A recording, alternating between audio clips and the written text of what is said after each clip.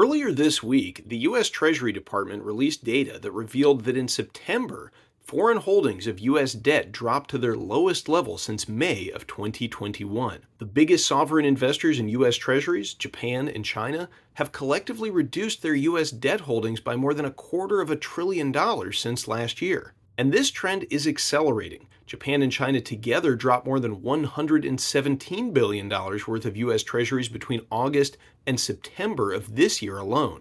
Coming at a time of record low liquidity in the world's largest bond market, the dumping of US Treasury holdings around the world has some significant implications for the dollar, the US ability to borrow and service its debt, and also for gold, silver, and inflation. And that's what we're going to talk about in today's video. So let's get to it.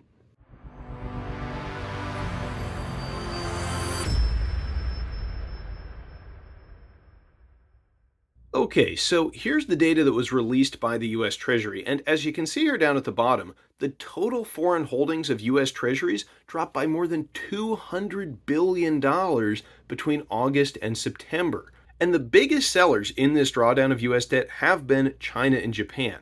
But as you can see from this data, the list of nations reducing their holdings of treasuries by more than $1 billion month over month includes the Cayman Islands, Luxembourg, Switzerland, India, France, Canada, Hong Kong, Norway, Germany, Singapore, Korea, Saudi Arabia, Kuwait, Thailand, Vietnam, Italy, Chile, and Poland. So this can hardly be characterized as an isolated phenomenon. So why are so many countries dumping US debt?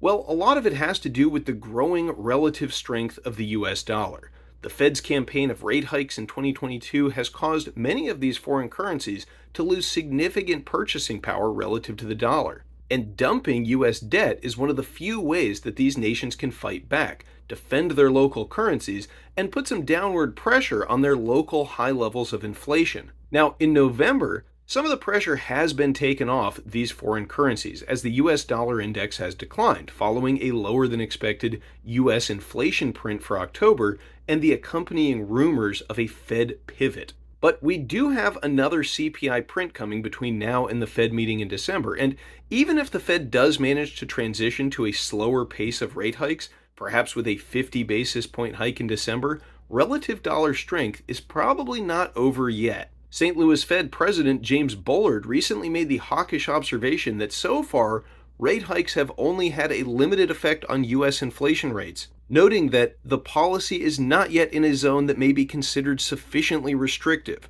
Translation: expect the Fed to continue to hike rates for some time to come.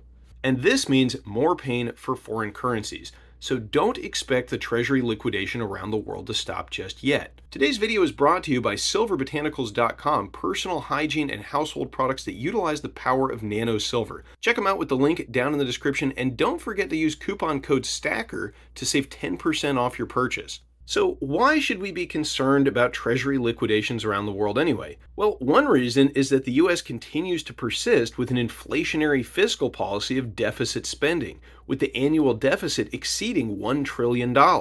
Someone has to purchase all of that debt, and with traditional buyers like Japan and China actually competing with the Treasury to sell US debt, there's a major risk of spiking interest rates and a much higher cost of borrowing. This chart, published in a recent report by the Financial Times titled "The Cracks in the US Treasury Bond Market," highlights that even as the US debt market has grown to its current gargantuan size, the liquidity in the market is currently near the lows experienced during the 2008 financial crisis. A lack of buyers in the US debt market and the resulting volatility in bond yields leaves us vulnerable to a cascading sell-off of US debt and spiking rates, similar to the crisis that was experienced earlier this year in the UK gilts market. In that crisis, the Bank of England was forced to intervene with emergency quantitative easing, purchasing a sufficient number of bonds to stabilize yields and save the UK's pension funds. Now, certainly, if a similar crisis manifests itself in the US, the Fed is equipped to intervene and save the US bond market. But at what cost? Should this scenario play out, tremendous amounts of fiat dollars will need to be printed out of thin air to monetize a sufficient amount of debt to stabilize rates. And we must remember that emergency measures and interventions are a double-edged sword. While such actions can halt a panic sell off and temporarily stabilize markets, the very necessity of such an intervention could undermine confidence in the US dollar itself, leading to more runaway selling. And regardless of how successful an emergency intervention is, one guaranteed consequence will be much higher levels of inflation due to all the currency that will be created simply to pull off the intervention in the first place. And if you go into such an intervention with inflation already near a 40-year high, well, you can see how this could be a pretty big problem. Now, all these nations around the world are selling US Treasuries, but what are they buying? Well, it's hard to say exactly, but one asset that central banks have been snapping up like hotcakes in 2022 has been gold. The World Gold Council has reported that central banks around the world have accumulated nearly 400 metric tons of gold in Q3 2022 alone, the largest purchases of any quarter on record. And so far this year, on an annual basis, central banks have already purchased the most gold since 1967. And it's not hard to understand why. The world is inching closer to an inflationary debt crisis, the likes of which has never before occurred in history. And central bankers, say what you will, they're not stupid. They understand that taking delivery of tangible assets like gold and also silver is the best way to protect wealth through a period of such uncertainty, as geopolitical division, currency wars, and high inflation threaten to ravage global markets. Assets that lack counterparty risk are likely to be in very high demand. And I do think it's important to note here that no matter how much US debt gets dumped by nations around the world, the US will almost certainly never default on its debt obligations. It is much as Alan Greenspan described in congressional testimony over a decade ago. We can guarantee cash benefits as far out and at whatever size you like, but we cannot guarantee their purchasing power.